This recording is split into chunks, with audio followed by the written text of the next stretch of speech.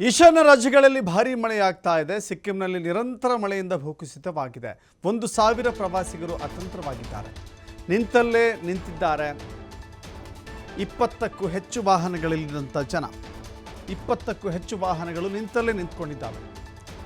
ಈಶಾನ್ಯ ರಾಜ್ಯದಲ್ಲಿ ಭಾರೀ ಮಳೆಯಾಗ್ತಾ ಇದೆ. ಗ್ಯಾಂಗ್ಟಕ್, ಲಾಚುಂಗ್ ಸೇರಿ ಅನೇಕ ಕಡೆಗಳಲ್ಲಿ ಭೂಕುಸಿತ ಕೂಡ ಆಗಿದೆ. ಪೂರ್ವ ಮುಂಗಾರು ಇನ್ನೂ ಆರಂಭ ಆಗಿಲ್ಲ. ಈ ಮೊದಲೇ ಈ ರೀತಿ ಮಳೆಯಾಗ್ತಾ ಇದೆ. ಇದಕ್ಕೆ ಏನು ಕಾರಣ ಅಂತ ತಿಳಿದುಕೊಳ್ಳಬೇಕಾಗಿದೆ. ಹವಾಮಾನ ವೈಪರೀತ್ಯದ ಕಾರಣಕ್ಕಾಗಿಯೇ ಇಂಥ ಮಳೆ ಬಂದಿದೆ ಅನ್ನೋದು ಕೆಲವಷ್ಟು ಜನ ಹೇಳ್ತಾ ಇದ್ದಾರೆ. ಈ ಮಳೆ ಅನಾಹುತವನ್ನು ತಂದೊಡ್ಡಿದೆ. ಅಲ್ಲಿನ ಜನರ ಜೀವನ ಬೀದಿಗೆ ಬಿದ್ದಂತಾಗಿದೆ.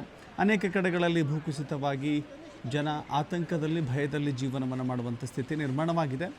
ನೋಡ್ತಾ ಇದ್ದೀರಿ, ಜನರು ಕೂಡ ಅಲ್ಲಿರುವಂಥ ರಸ್ತೆಗಳು ಹಳ್ಳಗಳಾಗಿ, ನದಿಗಳಾಗಿ ಹರಿತಾ ಇದ್ದಾವೆ.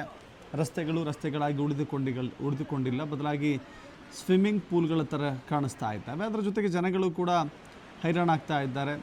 20ಕ್ಕೂ ಹೆಚ್ಚು ವಾಹನಗಳು ನಿಂತಲ್ಲೇ ನಿಂತ್ಕೊಂಡಿದ್ದಾವೆ. ಭೂಮಿ ಕೊಚ್ಚಿ ಹೋಗಿದೆ.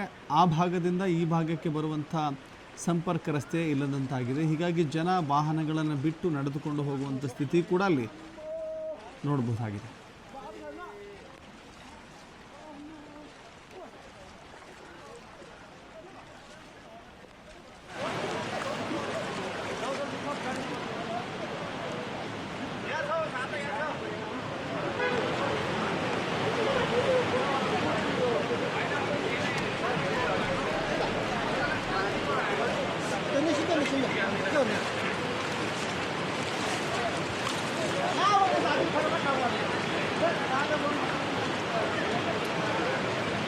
Thank you.